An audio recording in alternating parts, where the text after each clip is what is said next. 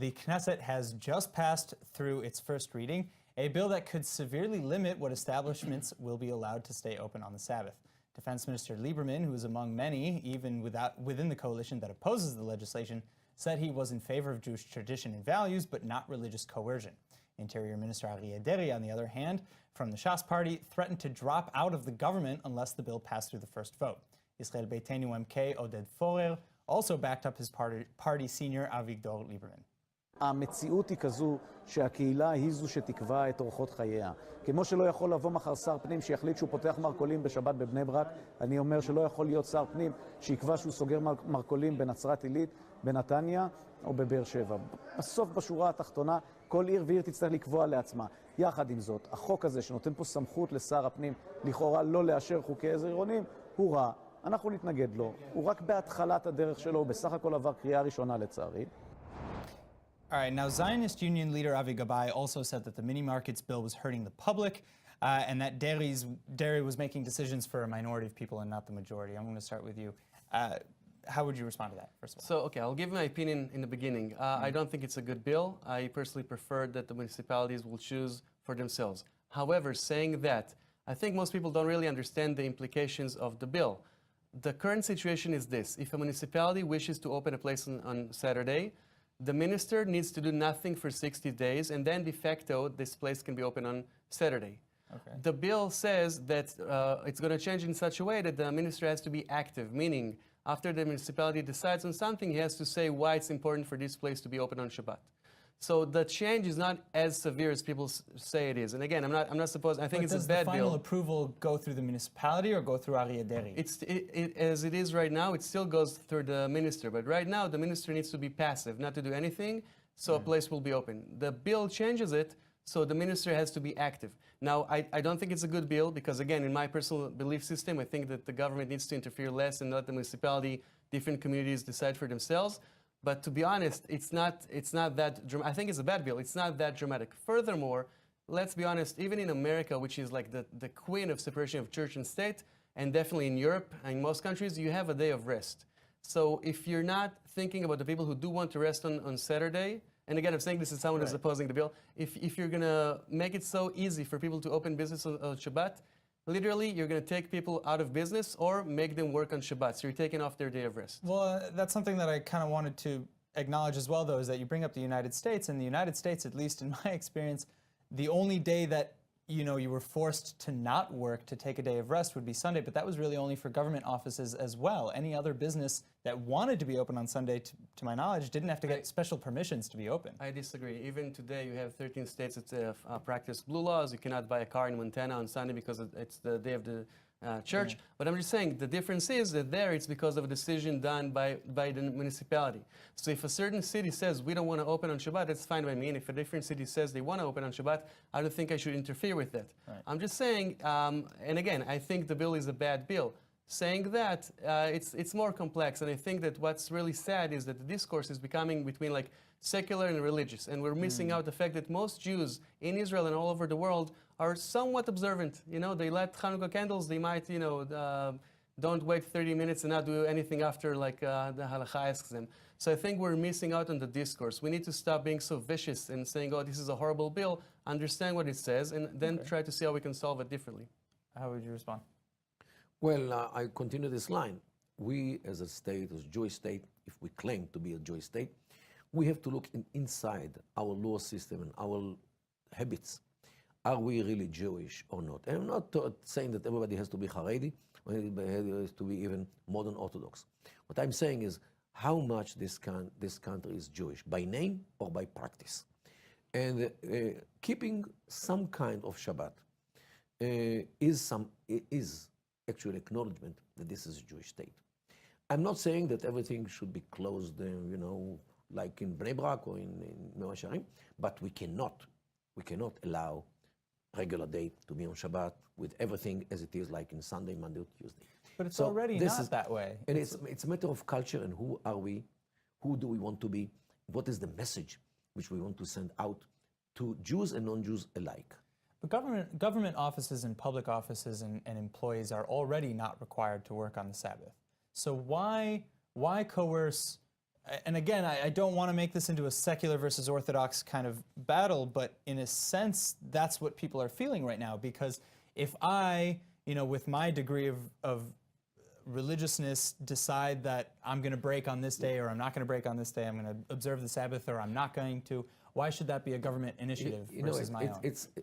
There is, let's say, 30% of the people in this country are religious in a way or another. Okay, they know to arrange themselves and to manage their buying habits to 6 days a week, and they know that they don't use any supermarket and any grocery store on Sabbath. Okay, and they usually have large families, and they know very well how to manage without going to the store 1 day a week, and nothing happened to them. They eat regularly and they live regularly, and nothing happened to them.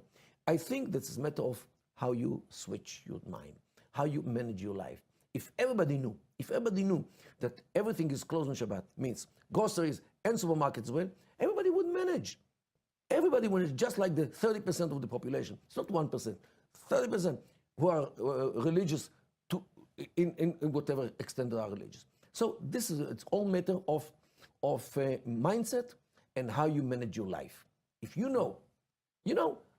garages are not open on Shabbat, and everybody manages doing 6 days to take care of the cars.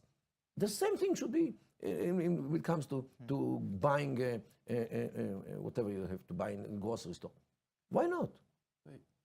Yeah. If we compare it to other countries, in the Norwegian countries, for instance, the Scandinavian model, they say, well, you can work, but you cannot have others work for you, okay? Because it is important to have to give a day of rest to the people. Now, here's a scenario. Let's say you have one store that's open on Shabbat and one that's closed on Shabbat.